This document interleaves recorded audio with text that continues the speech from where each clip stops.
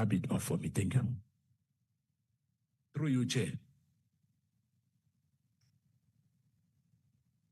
What is it that you request to do? Oh, it's a follow-up question, Chair. Okay. Yes. It's a follow-up question on classification, Chairperson. The National Commissioner kept on saying he doesn't know when the latter speaker was asking about the information which relates to the content contained in the information that is classified. Now, what I want to understand is, and please explain like you are explaining to a lay person. What I want to understand is, what does classification mean? Does it mean that even yourself, as the National Commissioner, can have access to a classified information, even if that information has findings of wrongdoings which warrant arrest? Kindly explain. Thanks, Honorable Chair. A classification, there's various: confidential, secret, and top secret, and so on. So what I said is that the author is the one that classifies a document, and it is the author again that disclassify the document. It doesn't mean that if something warrant arrest, it can. Some documents do get classified for purposes of investigation. That does happen.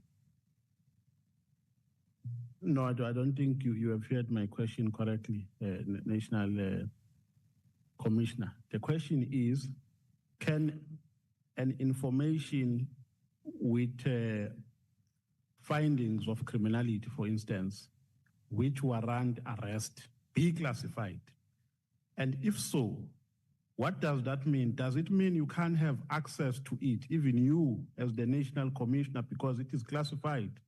And does it mean that you can't arrest people because it is classified by the author? Honorable Nomban, let's do it like this. Let's take the questions one by one so that you don't drown the witness.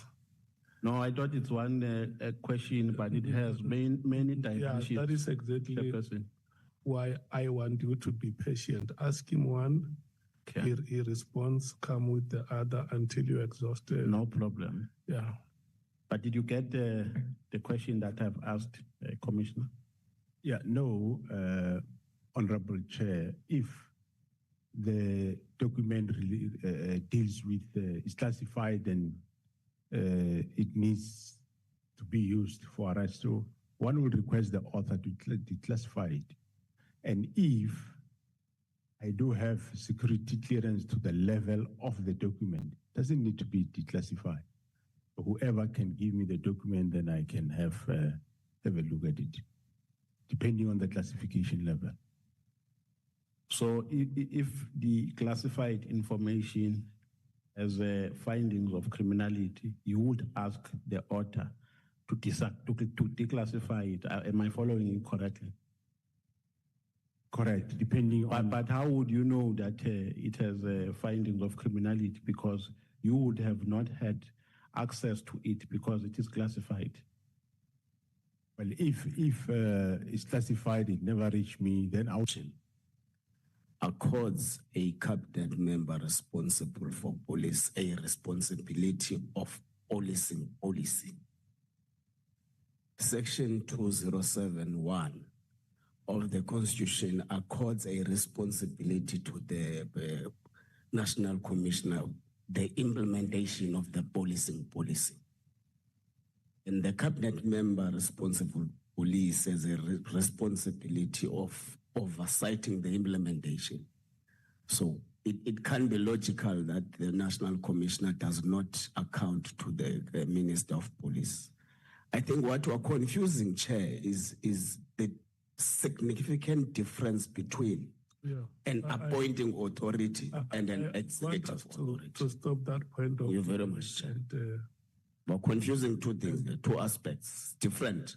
appointing authority, Yeah, Point of order. executive authority. There is no point of order. Honorable members, let's have our meeting on Wednesday. No, it's not But confusing. he is out of order, Chairperson. I'm not out of We order. did not invite his explanation. No, Chair, I don't need to be invited by question Mr. the Nomva. witnesses here. Don't Order. project yourself as an expert. You are not Order, an Chair. expert here. Order, We Chair. did not ask for your opinion. We Chairperson, are order. questioning the witnesses. He must be Chairperson. quiet. He must be Chairperson, quiet. order. We don't need your opinions here. We're questioning the witnesses. Order, Chair. You Order. must keep quiet. We did not invite your opinion. Chairperson, Who order. are you to advise us? Chairperson, order. Who are you to advise us? You are not an expert here. Chairperson, We have on a the legal point of order. advisor seated next to me. If we need the legal advice, we will speak to him, not him. Chairperson, on a point of order. Chair, I rise on a point of order. Because the point of order by Mr. Nomvalo is actually out of order. He has been allowed numerous times to make If you interventions. allow him to patch, you are also going to patch. Even yesterday. If you allow him to do what he is doing, we'll do it as No, well. you are not a weep. And we can do it better than what he does. No. Don't make We're not going to be bullied by You're Ngola making here. useless We'll threats. never be bullied by Ngola here. Chair, He projects himself as an expert. You are not an expert here. We have a legal advisor. Chair, We're asking questions from point of witnesses, order. not from you. Who are you? Who are you? what is this? Hey, Chair, can I proceed with my point of order? I want to apologize for your behavior, the two of you, to the people of South Africa who have been following us from the first day up to this point. And but I can still afford you more time. Yes, I can still give more time and maybe just sink my head below the table. I will rise when we are ready to proceed. And my profuse apologies, General Masemola. It's not how I have expected the members of my committee to conduct themselves. I thought that if we have issues we can discuss in our own meeting when we deal with housekeeping matters, but unfortunately, it had to deteriorate to this level. Is there any one of you who wish to apologize, honorable members?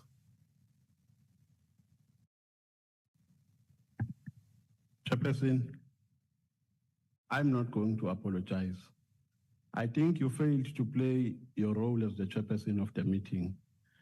We are asking the witness here, Honorable Skosana, based on how he understands what is written on the statement, and he wanted to be satisfied by the responses from the witness. The answers, like we've been doing since we started, are expected from the witness, not for him to interject and tell us about the law and what the law says. We employed the legal advisor here for that purpose, to advise us when there is a need to do so, not to be ambushed with legal advices that we did not invite. So, Chairperson, you failed the meeting. You were supposed to call Honorable Ngola right from the beginning because he was bullying us. No, honorable member, you are right. I gave you a chance to speak, and when you were done, Honorable Ngola raised a hand and he spoke.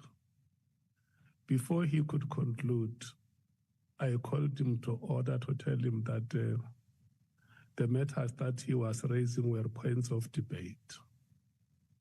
And maybe because I spoke in a measured tone, I was not animated the way the two of you took each other.